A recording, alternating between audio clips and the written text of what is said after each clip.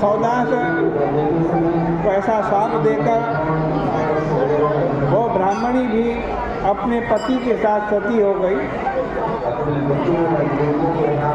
12 वर्ष के बाद राजा सौदास उस शाप से मुक्त हो गए। जब पत्नी के पास आए तो उसको ब्राह्मणी का शाप मालूम था, इसलिए उसने रोक दिया और उन्होंने स्त्री सुख का परित्याग कर दिया। पहले भी उनको कोई संतान नहीं थी, किंतु फिर वशिष्ठ की कृपा से हुई और उनके आशीर्वाद से उनका दिव्य वंश चला। दमयंती जब पहली बार गर्भवती हुई तब उसने गर्भ को 7 वर्षों तक अपने पेट में रखा। वशिष्ठ जी ने उसका ऑपरेशन करके बचा लिया। उस गर्भ से जो बच्चा पैदा हुआ वो अश्मक कहलाया। अश्मक के पुत्र मूलक हुए। उनकी स्त्रियों ने अपने देश में रख करके परशुराम जी से इसकी रक्षा की। क्षत्रिय वंश का नाश हो जाने पर मूलक से ही वंश चले। फिर मूलक से दशरथ हुए, दशरथ से एडविड हुए, एडविड से विश्वसा हुए और विश्व से खट्वांग नाम के राजा हुए। यह वंश दिव्याति दिव्य है। देवता लोग खट्वांग को लेकर ही ब्रह्मा के पास पहुँचे थे। एक बार खट्वांग देवताओं की सहायता करने गए।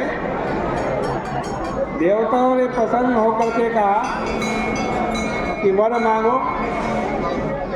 राजा ने पूछा, पहले आप लोग मुझे ये बतला दीजिए कि पृथ्वी लोक में मेरी कितनी आयु बची है। देवताओं ने कहा कि अब तुम्हारी आयु पृथ्वी लोक में केवल 2 घड़ी बची है। यह सुनकर के राजा अपने नगर में आ गए और वहाँ आकर उन्होंने परमात्मा की आराधना की। उन्होंने देवताओं से कुछ नहीं लिया और विश्व सृष्टि में भगवान विष्णु के सिवाय दूसरी किसी वस्तु को देखा तक नहीं। अंत में विषय संग छोड़कर भगवान की शरण में वो लीन हो गए। खट्वांग की बुद्धि बाल्यकाल में भी कभी अधर्म की ओर नहीं जाती थी।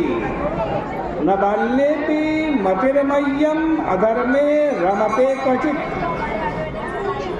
तीनों लोगों के स्वामी देवताओं ने उन्हें मुंह मांगा वर देने को कहा, परंतु उन भोगों की लालसा उनमें बिल्कुल भी नहीं थी, क्योंकि समस्त प्राणियों के जीवन दाता श्री हरि भगवान में ही वो मग्न रहते थे।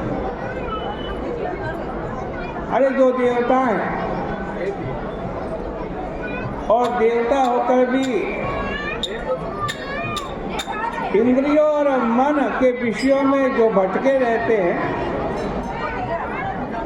वे सत्वगुण प्रधान होने पर भी हृदय में विराजमान सदा सर्वदा प्रियतम के रूप में रहने वाले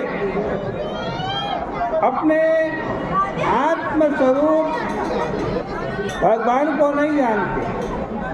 फिर बोला जो रजोगुणी और तमोगुणी हैं वे तो जान ही कैसे सकते हैं। इसलिए उन्होंने विश्व सृष्टि की वस्तुओं की ओर न देखकर सूक्ष्म परम ब्रह्म में अपने मन को लगा दिया और परमात्मा से एक हो गए।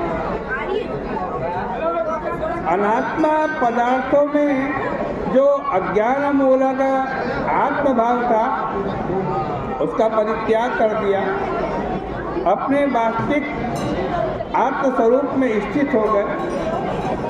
वह स्वरूप साक्षात परब्रह्म है।